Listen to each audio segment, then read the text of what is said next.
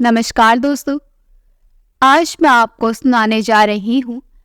अचानक घर पहुंची बेटी ने अपनी बूढ़ी माँ को बंद कमरे में पागलों जैसी हालत में देखा तो उसने भाई भाभी का किया वो हाल कि आज रीमा पूरे 4 साल बाद विदेश से भारत लौट रही थी।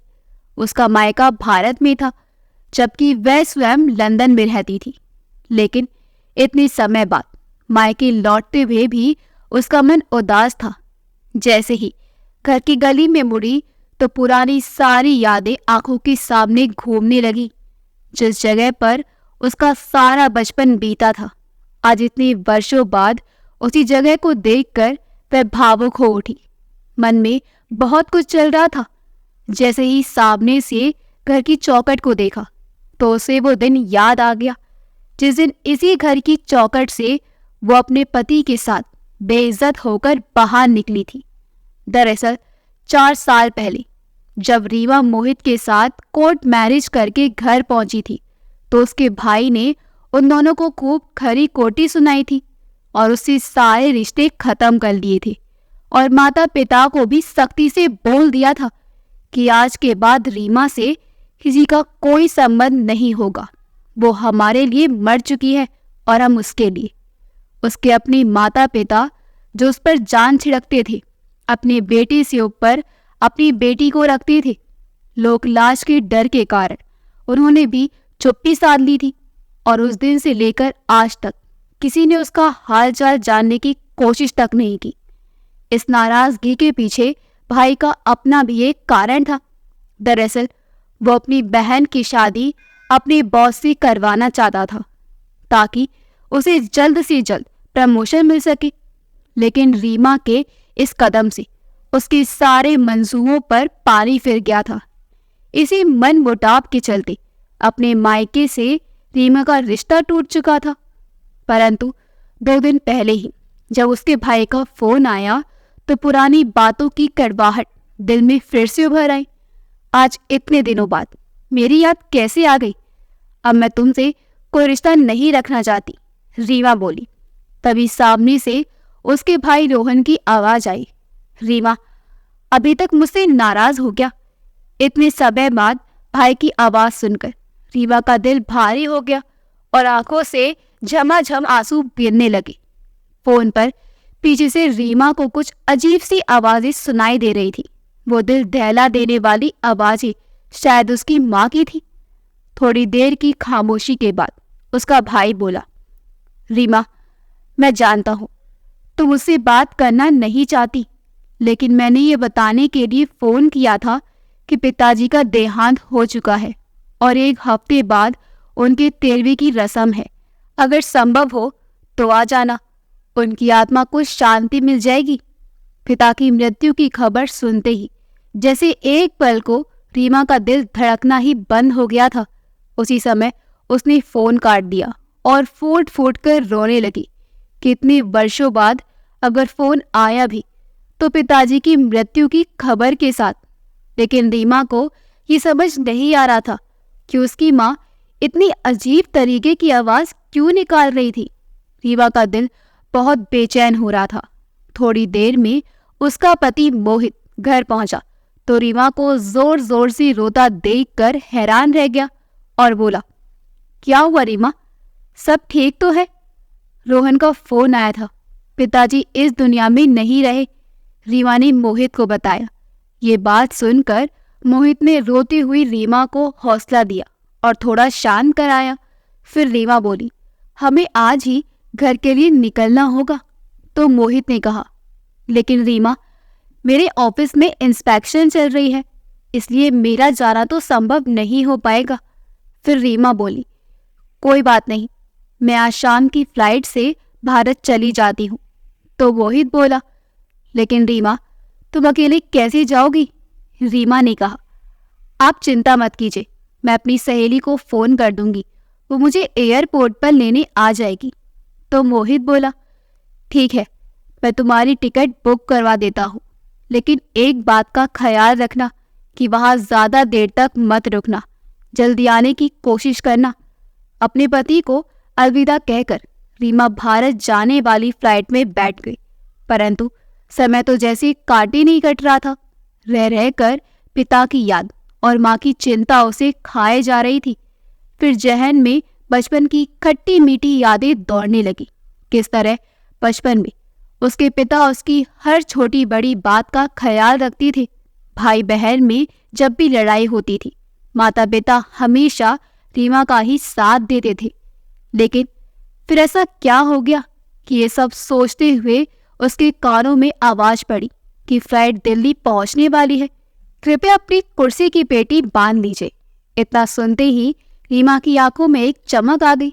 लेकिन फिर 4 साल बाद घर वापस लौटने की खुशी को पिता की मृत्यु के गम की चादर ने ढक दिया। जैसे ही एयरपोर्ट से बाहर निकली तो देखा उसकी सहेली मीरा हाथ हिलाकर उसे अपनी तरफ बुला रही थी।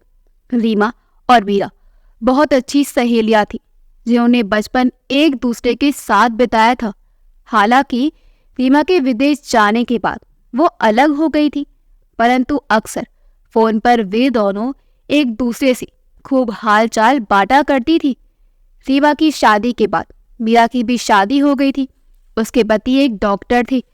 बहुत वर्षों बाद आज एक दूसरे से मिलकर दोनों की आंखों में आंसू छलक आए थे। चलो रीमा, गाड़ी में बैठो, पहले मेरे घर चलते हैं, मीरा ने कहा तो रीमा बोली, मीरा मैं तुम्हारे घर फिर आऊंगी, पहले मुझे माँ से मिलने उनके घर जाना है। ठीक है रीमा, जैसे तुम्हें ठीक लगे।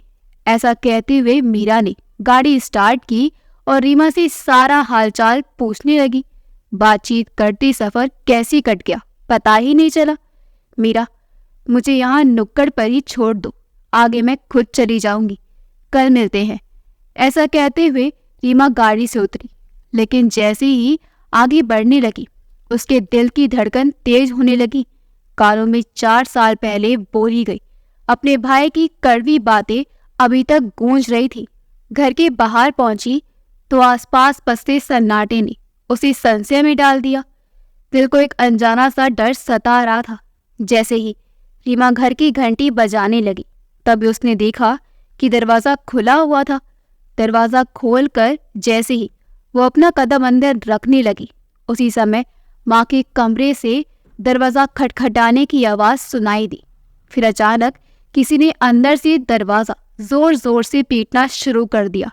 तभी लाल साड़ी पहने सजी धजी एक युवती पैर पटकते हुए उस कमरे की तरफ बढ़ी और दरवाजा खोलते हुए अंदर बैठी बूढ़ी महिला पर जोर जोर से चिल्लाने लगी।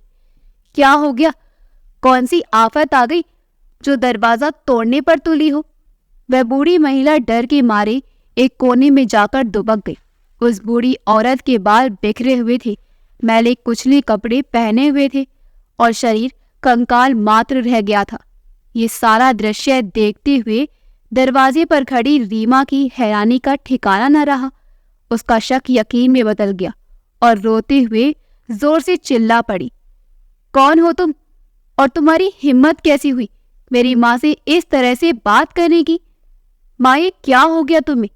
रीमा की आवाज सुनते ही उस युवती ने उसकी तरफ मुड़कर देखा और तभी रोहन भी अपने कमरे से बाहर आ गया और बोला, अरे रीमा, तुम आ गई, आओ बैठो ना। फिर उस लाल साड़ी वाली युवती की तरफ इशारा करते हुए कहा, ये सीमा है, मेरी पत्नी। सीमा, ये रीमा है। रोहन ने सीमा से कहा तो सीमा बोली, अरे मैं तो पहचान ही नहीं पाई, वो दरअसल आज तक कभी मिले नहीं ना, इसलिए। अरे सीमा, तू अभी तक खड़ी हो, रीमा के लिए चाय पानी लेकर आओ, कितनी दूर से आई है वो। लेकिन अपनी माँ की ऐसी हालत देखकर रीमा अभी तक स्तब्ध थी। फिर रोहन आंसू बहाता हुआ बोला, देखो ना रीमा, सारे मुसीबत के पहाड़ हम पर ही टूटने थे। उधर पिताजी चले गए और यहाँ देखो माँ की क्या हालत हो गई है। लेकिन माँ को हुआ क्या है और तुमने उन्हें कमरे में बंद क्यों कर रखा है? तो रोहन बोला, रीमा, माँ का मानसिक संतुलन बिगड़ चुका है। बीमार तो वो पहले से ही चल रही थी, लेकिन पिताजी के जाने के बाद वो जैसी पागल सी हो गई है। जोर जोर से रोने लगती है, चिल्लाने लगती है, खाना खाने के बाद भूल जाती है ये खाना खाया है। कभी कभी तो दिन में कई कई बार नहा लेती हैं और कभी नहाने के बाद मेरा कपड़े पहने ही बाहर आ जाती हैं। और हद तो तब हो गई जब वे कोई भी सामान उठाकर हम पर फेंकने लगती हैं। अब तुम ही बताओ, हम उन्हें कमरे में बंद ना करें तो क्या करें? मैं माँ से मिलना चाहती हूँ, रीमा ने कहा। और रोहन के मना करने पर भी रीमा माँ के कमरे में चली गई। तभी उसकी माँ चिल्लाई, चली जाओ यहाँ से, कौन हो तुम, मेरे पास मत आना। और पास पड़ा गिलास रीमा की ओर दे मारा। माँ की हालत को देखते ही रीमा सन्न रह गई। उसे समझ नहीं आ रहा था कि आखिर माँ ऐसी हालत में पहुंची तो पहुंची कैसे। उसकी आंखों से आंसू छलक पड़े। फिर धीरे धीरे अपनी माँ की ओर बढ़ी और बोली, मैं रीमा हूँ, माँ आपकी बेटी। रीमा की आवाज सुनते ही बूढ़ी माँ थोड़ी शांत हो गई। रीमा ने देखा कि उसकी माँ के चेहरे और बाजुओं पर कुछ निशान थे जो उसके दिमाग में बहुत से प्रश्न खड़े कर रहे थे।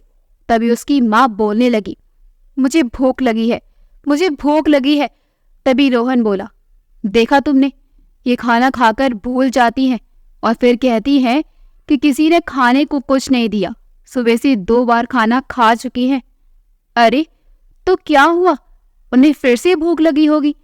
ऐसा कहते हुए रीमा तुरंत रसोई घर में गई और अपनी माँ के लिए खाना पकाकर ले आई और बड़े प्यार से माँ को खाना खिलाने लगी। थोड़ा प्यार पाते ही बूढ़ी माँ एकदम शांत हो गई और खाना खाकर संतुष्टि महसूस कर रही थी, लेकिन माँ कुछ बोल नहीं रही थी। फिर रीमा तुरंत बाहर आ गई और फूट फूट कर रोने लगी। उसे अपनी माँ की ये हालत बर्दाश्त नहीं हो रही थी। तभी उसका भाई बाहर आया तो वो पूछने लगी, क्या तुमने माँ को डॉक्टर को नहीं दिखाया? माँ की हालत इतनी खराब है तो उनका अच्छे से इलाज करवाओ।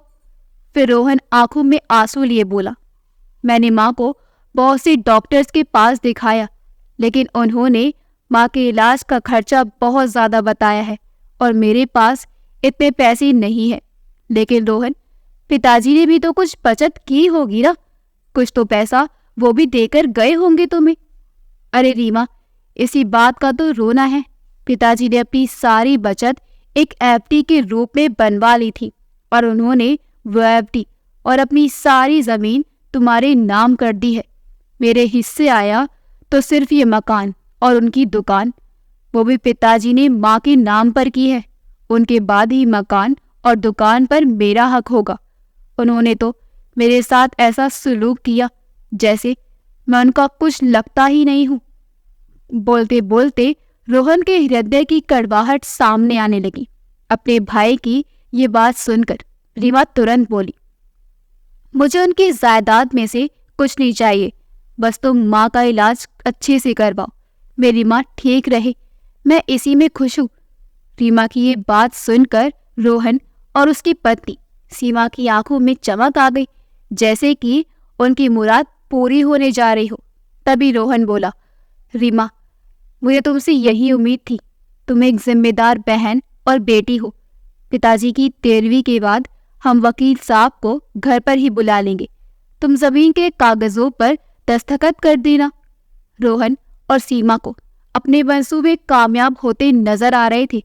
रोहन मन ही मन रोहन सोच रहा था कि लगे हाथ बाकी की जायदाद के कागजों पर भी अपनी पागल हो चुकी माँ के अंगूठे के निशान लगवा लूंगा और रीमा के जाने के बाद उन्हें किसी पागल खाने में छोड़ आऊंगा।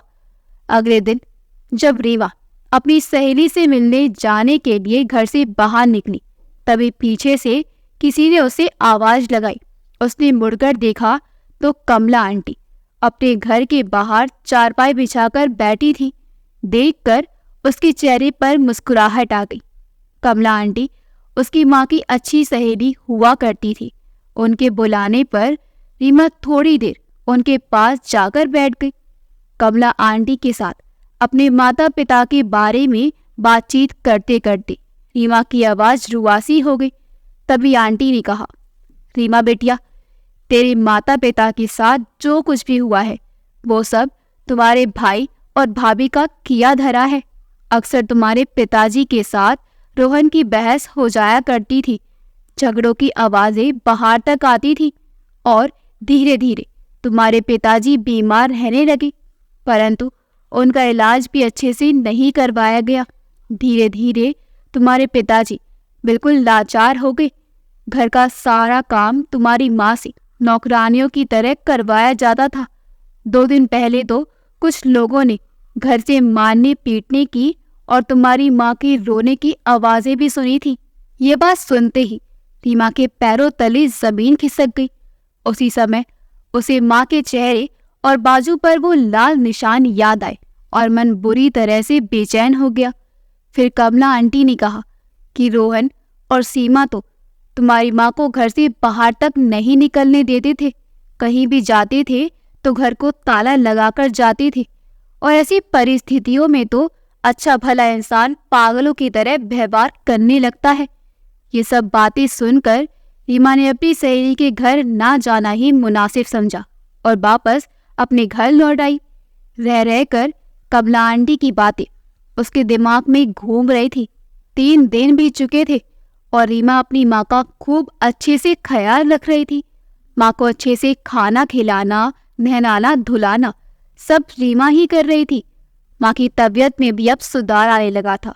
आज पहली बार माँ ने उसे बेटी कहकर पुकारा था तो रीमा के चेहरे पर मुस्कान दौड़ाई और अपनी माँ से गले लगकर खूब रोई। इधर जब उसके भाई भाभी घर वापस लौटे तो सीमा ने अपनी सास के कमरे में देखा और दौड़ती दौड़ती अपने पति के पास गई और बोली, तुम्हारी माँ तो आज भली चंगी बैठी है और अपनी बेटी के साथ बातें भी कर रही है। अपनी माँ के ठीक होने की बात सुनकर रोहन हैरान रह गया और बोला, क्या तुमने माँ को वो गोली नहीं दी? अरे कैसे देती? 3 दिन से तुम्हारी बहन उनकी हर एक चीज का ध्यान रख रही है। खाने से लेकर उनकी साफ सफाई तक सारे काम वही करती है। मुझे तो मौका ही नहीं मिल रहा उन्हें गोली खिलाने का, सीमा ने झुंझलाते हुए कहा। उसी समय रोहन ने एक शीशी में से गोली निकाली और पानी लेकर अपनी माँ के पास चला गया और फिर माँ का ध्यान रखने का ढोंग करते हुए बोला, माँ ये विटामिन की गोली है, अगर नहीं खाई तो कमजोरी आ जाएगी। ऐसा कहते हुए उसने अपनी माँ के मुंह में गोली डालकर तुरंत उन्हें पानी पिला दिया और चुपचाप खिसक गया। उसके आधे घंटे बाद रीमा ये देखकर हैरान रह गई कि उसकी माँ की हालत वापस पहले जैसी हो चुकी थी। उन्हें फिर से पागलपन का दौरा पड़ गया था। रीमा की कुछ समझ में नहीं आ रहा था। बैठे बैठे उसे ध्यान आया कि थोड़ी देर पहले ही रोहन ने माँ को कोई दवाई खिलाई थी। ये बात ध्यान में आते ही वो तुरंत उठकर रसोई घर में गई तो उसे वहां दवाई की एक शीशी रखी नजर आई। उसने जल्दी से उस दवाई की फोटो खींचकर अपनी सहेली के मोबाइल पर भेज दी और उसे उस दवाई के बारे में पता करने को कहा। इधर जब रीमा माँ के कमरे में आई तो उसने देखा कि माँ सो चुकी थी। उस समय रीमा स्वयं को बहुत ही लाचार और अकेला महसूस कर रही थी। आज उसे अपने पिता की बहुत ज्यादा याद आ रही थी। पिता को याद करते करते उसने अपने पिता की अलमारी खोली और उनके कपड़े उठाकर देखते हुए पुरानी यादें ताज़ा करने लगी। अलमारी में देखते देखते उसकी नज़र अपने पिता की डायरी पर गई। उसने तुरंत वो डायरी उठाई और पढ़नी शुरू की। उस डायरी में उसके पिता ने रीमा और रोहन के बचपन से लेकर बड़े होने तक की सभी यादों को संजोकर रखा था। तभी उसकी नज़र डायरी के पन्ने पर गई जिस पर लिखा हुआ था, एक पत्र मेरी बेटी के नाम। रीमा ने उसे पढ़ना शुरू किया। बेटी, तुम जानती हो, जब तुम्हें इस घर से तुम्हारे भाई ने बाहर निकाला था उस दिन मेरे रोहन के बीच कुछ कहा सुनी हुई थी। मुझे माफ करना बेटा, उस दिन मैं कुछ नहीं कर सका। मैं इस रिश्ते के खिलाफ नहीं था। मैं तुम्हें वापस बुलाना चाहता था, लेकिन रोहन ने मेरे पैरों में लोक लाज की बेड़ियां डाल दी और मुझे रोक दिया। मैंने तुझसे फोन पर बात करने की कोशिश भी की थी तो रोहन ने साफ साफ कह दिया कि मुझे तुम दोनों में से एक को चुनना होगा। चाहते हुए भी मैं तुमसे संपर्क नहीं कर पाया। उसके बाद सब कुछ सामान्य होने लगा तो एक दिन मैंने जायदाद के बंटवारे की बात कही मैं जायदाद में तुझे बराबर का हिस्सा देना चाहता था। और इसी बात पर रोहन बौखला गया। उस दिन घर में खूब लड़ाई हुई। फिर तेरे भाई के सिर पर सीमा से शादी करने का भूत सवार हो गया और मैंने कहीं से पता लगाया तो सीमा और उसके घर वालों के बारे में किसी ने भी अच्छी राय नहीं दी। सीमा का चाल चलन भी अच्छा नहीं था। लेकिन जब मैंने ये सब बातें तेरे भाई से कही और ये भी कहा कि जब रीमा ने लव मैरिज की थी तब तूने उसका विरोध क्यों किया था, तब लोक लाज बीच में कैसे आ गई थी और आज लोक लाज का ख्याल तुझे क्यों नहीं रहा। लेकिन वो तो सीमा के प्रेम में इतना पागल था कि उसके खिलाफ एक शब्द सुनना भी पसंद नहीं करता था। मेरी इतनी बात सुनते ही उसने तो मुझ पर भी हाथ उठा दिया था। इतना पढ़ते ही रीमा भौचक्की रह गई। आज वो बहुत असहाय महसूस कर रही थी और सोच रही थी कि माता पिता पर हाथ उठाना कहाँ का धर्म है। आज उसे अपने भाई पर बहुत गुस्सा आ रहा था। वो खुद से ही बोल उठी, दिल तो करता है कि अभी जाकर अपने भाई भाभी के मुंह पर जोरदार तमाची जड़कर अपने माता पिता पर किए गए अत्याचार का बदला ले ले। लेकिन नहीं, जो कुछ इन्होंने किया है इसका बदला सिर्फ 2 तमाचे से नहीं लिया जा सकता। फिर उसने पत्र पढ़ना शुरू किया। तुम्हारे भाई के विरोध के बावजूद मैंने अपनी जायदाद 2 हिस्सों में ही बांटी है, क्योंकि मैं जानता हूँ कि अगर मैंने सब कुछ रोहन के नाम कर दिया तो कल को वो हमें पूछेगा भी नहीं। मेरी और तुम्हारी माँ की जो भी हालत है उसके जिम्मेदार सिर्फ और सिर्फ तुम्हारे भाई भाभी हैं। लेकिन मुझे अपनी बेटी पर पूरा विश्वास है, वो बहुत समझदार है। मेरा आशीर्वाद हमेशा तुम्हारे साथ रहेगा मेरी बच्ची। हो सके तो मुझे माफ कर देना। बेटी, तुम्हारा अभागा पिता। अपने पिता की डायरी में रखा पत्र पढ़कर रीमा फूट फूट कर रोने लगी। उसी समय उसने अपनी सहेली को फोन किया। हेलो मीरा, कहाँ हो तुम? मुझे तुमसे अभी मिलना है। तभी मीरा ने कहा, हाँ रीमा, मैं तुम्हें फ़ोन करने ही वाली थी। मुझे उस दवाई के बारे में तुम्हें कुछ बताना था। ठीक है, मैं अभी आती हूँ। ऐसा कहकर रीमा ने फ़ोन रखा और तुरंत अपनी सहेली से मिलने चली गई। जैसे ही रीमा मीरा के पास पहुंची तो मीरा ने हैरानी से उससे पूछा, जिस दवाई की फ़ोटो तुमने मुझे भेजी थी वो दवाई किसके लिए है? तो रीमा ने कहा, वो दवाई मेरी माँ की है। मैं यही जानना चाहती थी, क्या वह विटामिन की दवाई है या किसी और चीज़ की?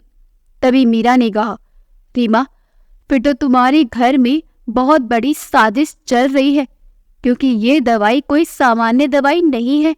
ये एक धीमा जहर है जो धीरे धीरे इंसान का मानसिक संतुलन बिगाड़ने लगता है और एक समय के बाद इंसान की ऐसी हालत हो जाती है कि वो पूरी तरह से पागल हो जाता है।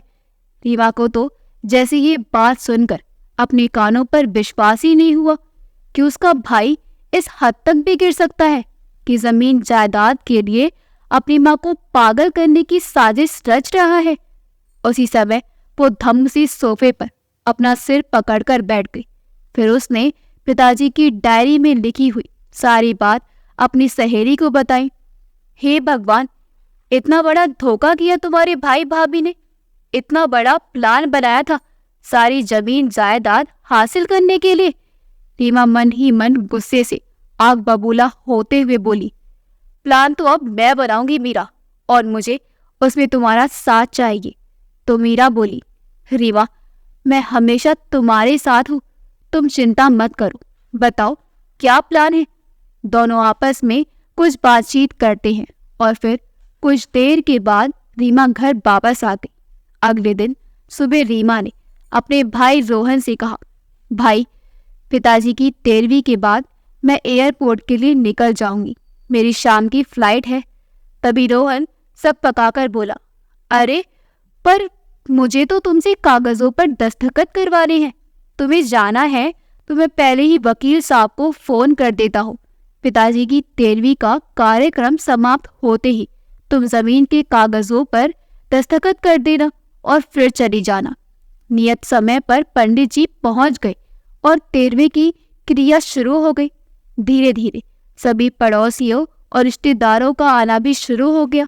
कथा समाप्त होने के पश्चात पंडित जी ने दिवंगत आत्मा के लिए भगवान की प्रार्थना की और फिर लोग माइक पर आकर उनके बारे में अपने अच्छे विचार व्यक्त करने लगे। फिर रोहन उठा और अपने पिता को अपना भगवान बताते हुए उनके विषय में अच्छा बोलने लगा। रीमा का एक मन तो हुआ कि उसी समय उठे और रोहन की असलियत जग जाहिर कर दे, परंतु उस समय उसने स्वयं पर काबू रखा। शायद वो किसी का इंतजार कर रही थी। रोहन सब लोगों के सामने अच्छा बनने का ढोंग कर चुका था। थोड़ी देर बाद रीमा ने अपने पिता को श्रद्धांजलि देते हुए बोलना शुरू किया।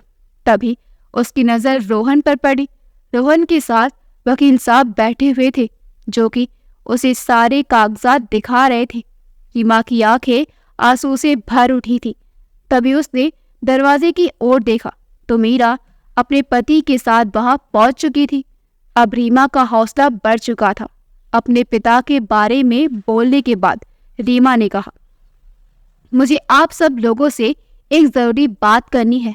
आप लोग शायद जानते नहीं कि मेरे भाई की नज़र में मेरी औकात केवल एक टुकड़ा जमीन है। रीमा की ये बात सुनकर सब लोग हैरान रह गए। फिर रीमा बोली, जी हाँ, वो जमीन जो मेरे पिताजी मेरे नाम पर करके गए थे, उसी जमीन के लिए मुझे यहाँ बुलाया गया है। अगर वह जमीन मेरे नाम पर ना होती तो मुझे तो ये भी पता ना चलता कि मेरे पिताजी इस दुनिया में नहीं रहे। उसी समय उसका भाई रोहन खड़ा हो गया और गुस्से से उसकी ओर देखने लगा। फिर रीमा बोली, ये बात अपने दिमाग से पूरी तरह निकाल दो कि माँ बाप की जमीन या जायदाद पर बेटियों का हक नहीं होता। अरे हम बेटियां तो अपना हक केवल इसलिए छोड़ देती हैं ताकि माता पिता को कोई तकलीफ ना हो। लेकिन तुम्हारी इस हरकत से इतनी बात तो साफ है कि मेरा मायका हमेशा के लिए खत्म हो चुका है, और जो बीते कुछ समय से तुमने और तुम्हारी पत्नी ने मेरी माँ और पिताजी के साथ किया है, उसके लिए तो मैं तुम्हें कभी माफ नहीं करूंगी। तुम्हारी एक एक हरकत का हिसाब होगा। रीमा को ऐसा बोलते देख रोहन उसके पास जाकर उसे धमकाते हुए बोला, रीमा, तुम जो बोलने के लिए यहाँ आई थी वही बात बोलो और दफा हो जाओ यहाँ से। कोई फालतू बात की तो अंजाम बहुत बुरा होगा। तभी सीमा रोहन के पास आई और उसे चुप रहने का इशारा करने लगी और फिर रीमा को बोली, दीदी, आप अपने घर की बातें सबके सामने क्यों खोल रही हो?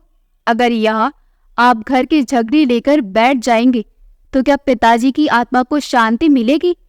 फिर रीमा ने कहा, अरे वाह, जिन लोगों के कारण मेरे पिता इस दुनिया से तड़प तड़प कर विदा हुए, वही लोग आज उनकी आत्मा की शांति की बातें कर रहे हैं। लेकिन आज मैं चुप नहीं रहूंगी।